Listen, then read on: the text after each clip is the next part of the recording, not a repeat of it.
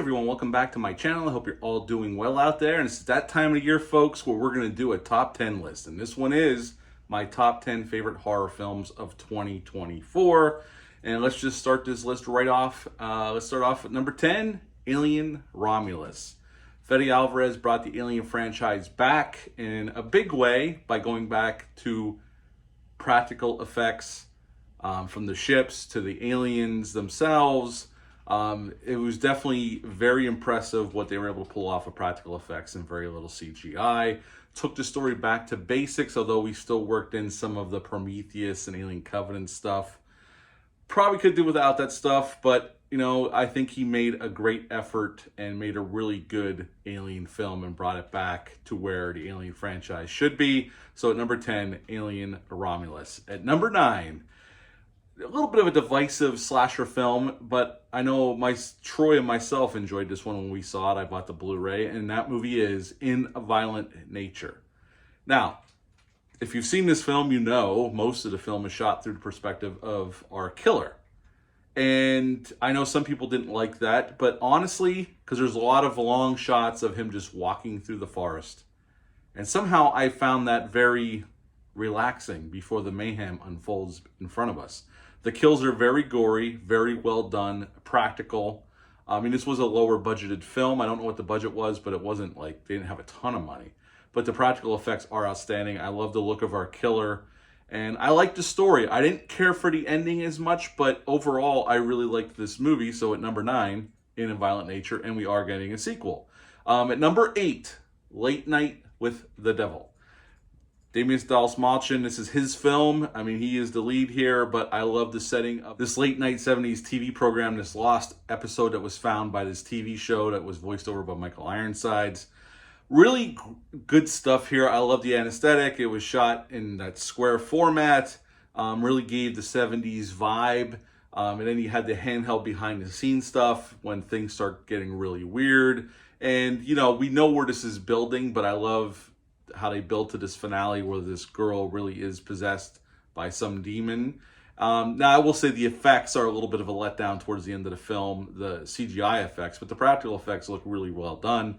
I really enjoyed this movie. So yeah, at number 8, Late Night with the Devil. At number 7, Abigail. I had a blast with this film. I think this is a hell of a lot of fun, and the Radio Silence guys knocked this one out of the park. It's well shot, it's well put together. The cast is really good. It's a blood-soaked good time, and I really enjoyed Abigail. So at number 7, Abigail.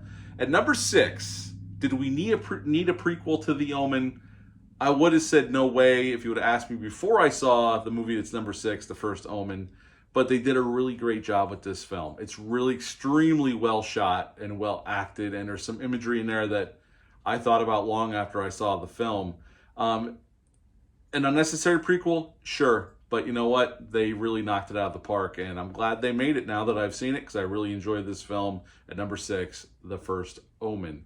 At number 5, we're going to go with Terrifier 3. Damien Leone's Terrifier 3, what a franchise. I mean, each entry is getting better and better. We start off with that first one, was kind of like a proof of concept movie. Really gritty, down and dirty, really super low budget grindhouse movie. Not much story. We just get Art the Clown and him killing a bunch of people in extreme bloody ways. Then the sequel, we get a final girl that I think is one of the best final girls we've ever had. And, you know, more story, more, you know, we don't get too much background in the art. We get more in the third one, but now with this third one, this is my favorite of the franchise so far. I got to see it opening weekend when it came out back in October. It's blood-soaked and gory as hell like the first 2 films, but Damien Leone's doing a really great job building upon each sequel, and I'm looking forward to Terrifier 4. And it was the most successful film of the year, profit-wise, most profitable film of the year. So hats off to him. And him and his crew, and good luck going forward. I'm excited to see what you give us next. At number 4, I'm going to go with Long Legs. Now, I enjoyed this when I saw this back in July, but I was a little cold on it. I rewatched it recently, and I've come around a little bit on this film, enough to put it at number 4 on my list. So Long Legs at number 4 on my top 10 list. At number 3, the movie I just saw this past weekend, Nosferatu. Now, I said in that review, and I'm going to say it again, masterfully directed. The cinematography, the sets, the costume design, the acting on display, the makeup effects on Count Orlok, all spectacular. But I had some problems. And mainly, my problem was, by the end of the movie, I was feeling the runtime. And that should never happen if everything is working the way it should. And I was feeling it. So I said in my review, and I still believe it, I've thought about it since I saw the movie, it's 20 minutes too long. It goes on too long for the payoff we get. The story didn't need to be over 2 hours. There's not enough there on the bone for this, my opinion. And the week before, I had seen the re-release of Interstellar, and that movie's almost 3 hours long, and I was never feeling the runtime once during that film because the story needs 3 hours to tell it. This story does not need 2 hours and 16 minutes to tell it. So I was feeling it by the third act of this film. So in my opinion, it's 20 minutes too long. So, I got to knock it down a few points. I just think, in my opinion, it gets a little too self-indulgent to be that long. It just doesn't need to be. So it's going to be sit here at number 3. Still a really, really well done horror film, and it should get nominated for Academy Awards for it, especially the directing, cinematography, set design is fantastic. So I'm not taking away against the artistry on display here, just the movie's too damn long for me. At number 2, a religious horror film of sorts, Heretic, starring Hugh Grant. I really liked this film when I saw this when it was released back in the beginning of November.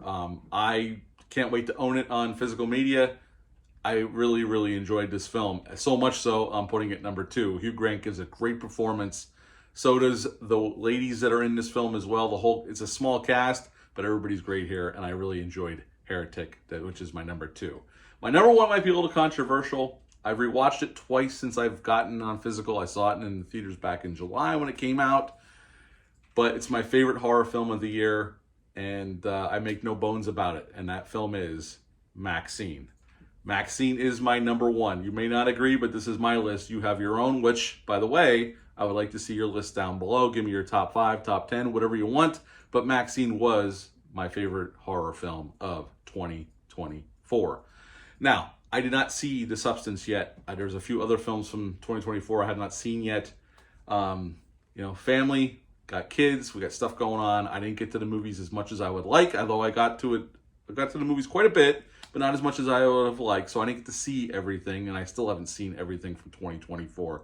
But as it stands right now, it's the end of 2024. This is my top 10 of the year. And we'll just do a quick recap. Number 10, Alien Romulus. Number 9, In a Violent Nature. Number 8, Late Night with the Devil. Number 7, Abigail. Number 6, The First Omen. Number 5, Terrifier 3. Number 4, Longlegs. Number 3, Nosferatu.